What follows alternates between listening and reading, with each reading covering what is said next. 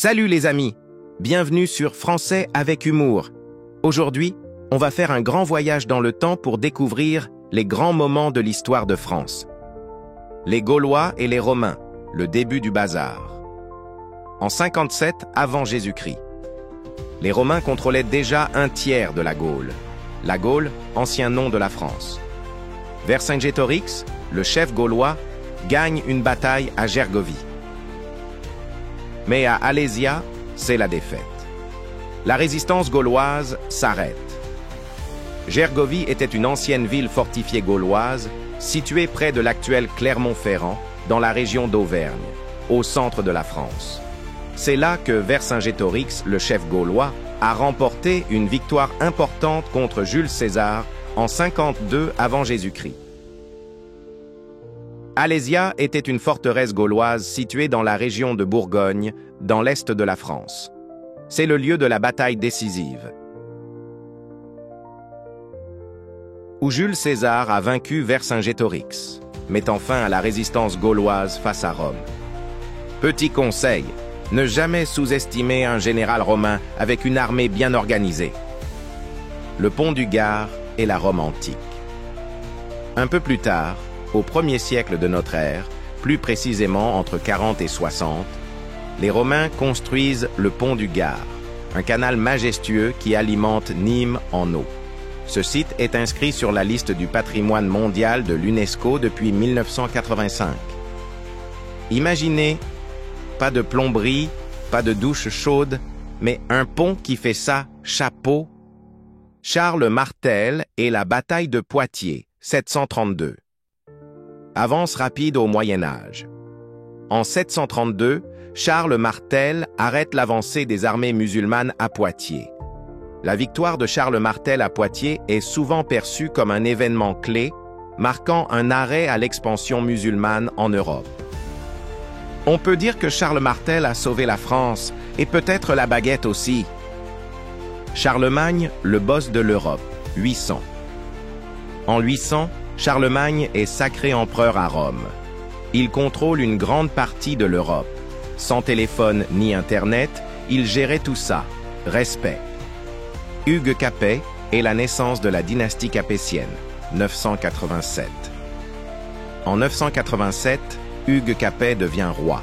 C'est le début d'une longue dynastie qui va durer plusieurs siècles. Jeanne d'Arc et la libération d'Orléans. En 1429, Jeanne d'Arc, une jeune paysanne, libère Orléans des Anglais. Jeanne d'Arc, surnommée la Pucelle, était une jeune paysanne française née en 1412.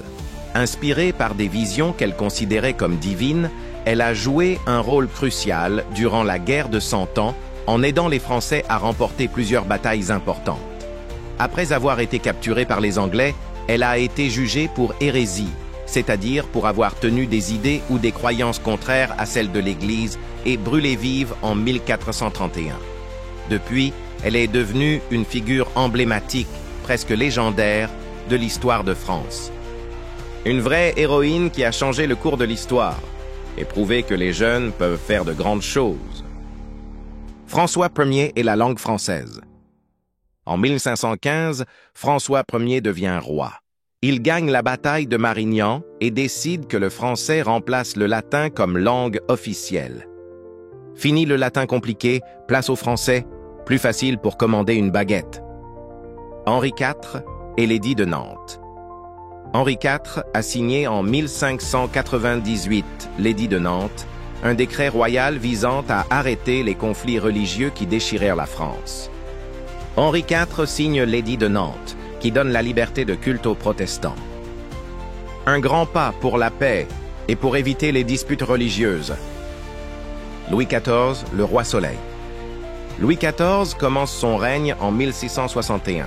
Il construit le château de Versailles, un palais énorme. Il dit « L'État, c'est moi », un peu prétentieux, mais ça marche. La Révolution française, 1789. Le 14 juillet 1789, la Bastille est prise. C'est le début de la Révolution. La Bastille était une prison royale symbolisant le pouvoir absolu du roi. Les Français veulent plus de liberté, d'égalité. Napoléon Bonaparte. En 1804, Napoléon se couronne empereur. Il conquiert une grande partie de l'Europe.